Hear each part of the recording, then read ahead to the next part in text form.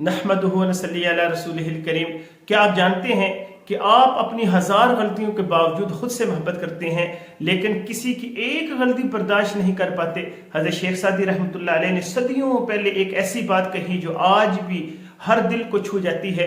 वो फरमाया करते थे, तुम अपनी 1000 कोताहियों गलतियों के बावजूद खुद को प्यार करते हो, मोहब्बत करते हो, आईने में देखते हो तो अपने ऐब नजर नहीं आते, लेकिन दूसरों की एक गलती, सिर्फ एक, और तुम्हारा दिल नफरत से भर जाता है। सोचिए कितनी बार हमने अपनी गलतियों के लिए उज़्र तलाश किए, कितनी बार कहा मेरा मतलब ये नहीं था, हालात ऐसे थे, मैं इंसान हूं ना। फिर जब कोई और गलती करे तो हम जज बन जाते हैं। शेख सादी रहमतुल्लाह अलैह का पैगाम वाज़ेह है, या तो अपनी गलतियां करना छोड़ दो जो नामुमकिन है, क्योंकि हम सब इंसान हैं, गलतियां हो जाती हैं, या फिर दूसरों को माफ़ करना सीख लो जो ईमान की अलामत है।